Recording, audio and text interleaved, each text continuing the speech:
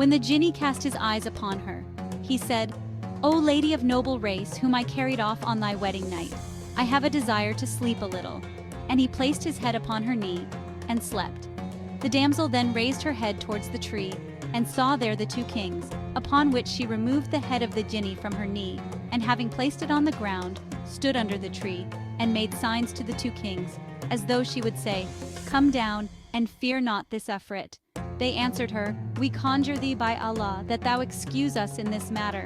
But she said, "I conjure you by the same that ye come down, and if ye do not, I will rouse this Efrit, and shall put you to a cruel death."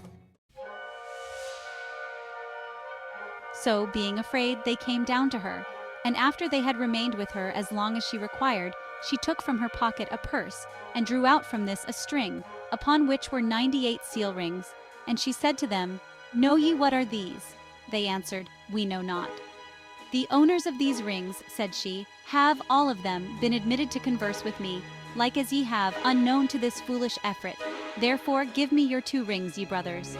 So they gave her their 2 rings from their fingers, and then she said to them, "This Efrit carried me off on my wedding night, and put me in the box, and placed the box in the chest, and affixed to the chest 7 locks, and deposited me thus imprisoned in the bottom of the roaring sea beneath the dashing waves, not knowing that, when one of our sex desires to accomplish any object, nothing can prevent her."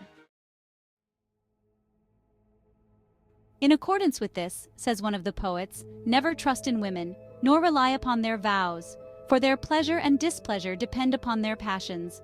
They offer a false affection, for perfidy lurks within their clothing. By the tale of Yusuf be admonished, and guard against their stratagems. Dost thou not consider that Iblis ejected Adam by means of woman?" And another poet says, "Abstain from censure, for it will strengthen the censured and increase desire into violent passion. If I suffer such passion, my case is but the same that as of many a man before me. For greatly indeed to be wondered at is he who hath kept himself safe from women's artifice." When the 2 kings heard these words from her lips, they were struck with the utmost astonishment, and said one to the other, "If this is an Efrit, and a greater calamity hath happened unto him than that which hath befallen us, this is a circumstance that should console us." And immediately they departed and returned to the city. As soon as they had entered the palace, Shahryar caused his wife to be beheaded, and in like manner the women and black slaves, and thenceforth he made it his regular custom, every time that he took a virgin to his bed, to kill her at the expiration of the night.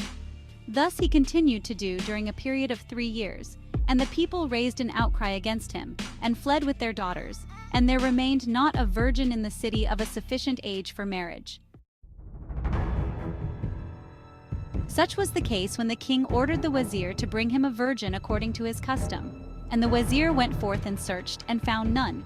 And he went back to his house enraged and vexed, fearing what the king might do to him. Now the wazir had 2 daughters, the elder of whom was named Shahrazad, and the younger Dunizad. The former had read various books of histories, and the lives of preceding kings, and stories of past generations. It is asserted that she had collected together 1,000 books of histories, relating to preceding generations and kings, and works of the poets. And she said to her father on this occasion, "Why do I see thee thus changed and oppressed with solicitude and sorrows?